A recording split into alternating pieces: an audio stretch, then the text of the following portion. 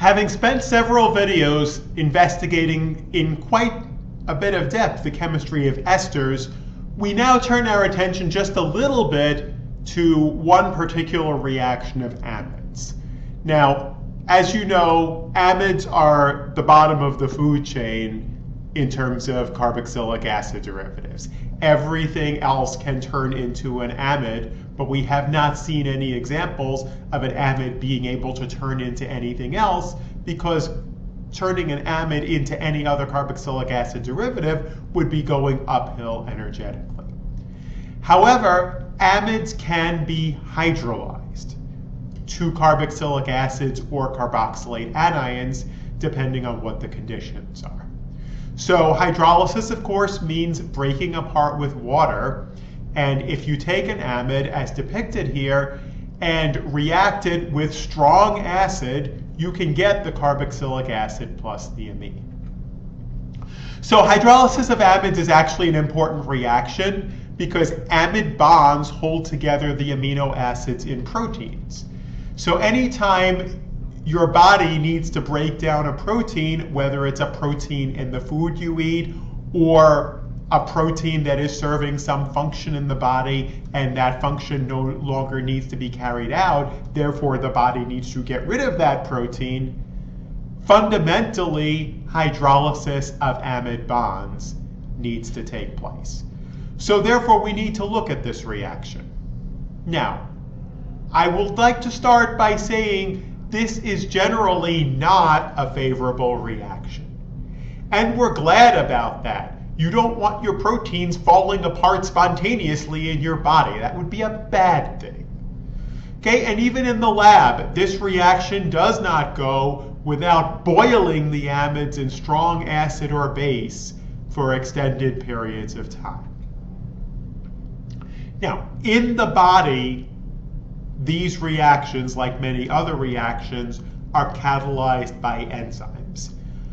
Understanding the mechanism of how enzymes catalyze organic reactions is a topic for a future video. But before we can understand how enzymatic catalysis works, we need to put this reaction into a more familiar context and examine the mechanism of this reaction under acidic conditions and then under basic conditions.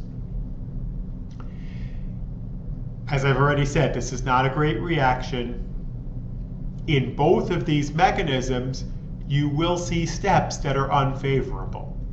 However, I'm going to start with the acidic mechanism rather than the basic mechanism, because the acidic mechanism is actually easier to understand, and the step that isn't great in the acidic mechanism is not as bad as the step that isn't great in the basic mechanism. Okay, so the mechanism of hydrolysis under acidic conditions is very similar to the mechanism of ester hydrolysis under acidic conditions. So the first two steps are going to be protonation of the amide followed by attack of water. Okay, so protonation of the amide with H3O+ is a familiar reaction. You use the pi electron, the lone pair electrons on the carbonyl oxygen to pick up a hydrogen, break the HO bond, and make water. So that gives us our protonated amide. Then the water will come in as a nucleophile, attack the carbonyl carbon, which is now susceptible to attack by a neutral nucleophile because the oxygen has been protonated. And this now leads us to an intermediate with an oxygen that has 3 bonds and a positive charge on it. Now, both of these first two steps, for that matter, are reversible. They could just as easily go back to the starting materials as they can go further.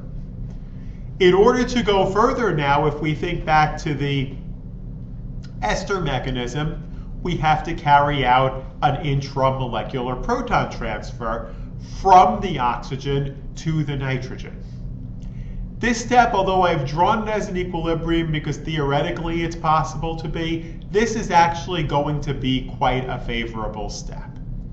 Okay, this nitrogen is much more basic than the oxygen is, and when you have the hydrogen on the nitrogen, it is a much weaker acid than when you have the hydrogen on the oxygen. So this is a good step, and it will pull the first two-step equilibria to the right, and you will end up accumulating a good bit of this intermediate. Now, here comes the more challenging step, and that is the expulsion of the neutral amine as a leaving group. This step is challenging for a couple of reasons. First of all, the neutral amine is a moderately strong base. It's not yet in the category of what I would call a strong base, but it's a moderately strong base. Its conjugate acid has a pKa of about 10. This would not normally be considered a good enough leaving group in the context of a substitution reaction for that, for example. We have seen examples of poor leaving groups being expelled under basic conditions, because a leaving group that's not so great becomes okay under strongly basic conditions. This reaction is not taking place under basic conditions. It's taking place under acidic conditions. So this is not a great leaving group under acidic conditions. And then furthermore, we're taking something that's a reasonably weak acid with the positive charge on the nitrogen and making something that's a stronger acid with a positive charge on the oxygen atom. What is to our advantage in this step is entropy, because we are taking one molecule and breaking it apart into two molecules. Okay, so this is going to be an unfavorable step. And I have indicated that with the size of my equilibrium arrows, with a much bigger arrow pointing backwards than the arrow pointing forwards. And in fact, I'm not even drawing the resonance structure with the positive charge on carbon, because what I'm basically saying is the only way we can get this leaving group to be expelled is to also form the CO double bond and not actually try to invoke a carbocation intermediate. Okay, so one molecule in every million or so may do this.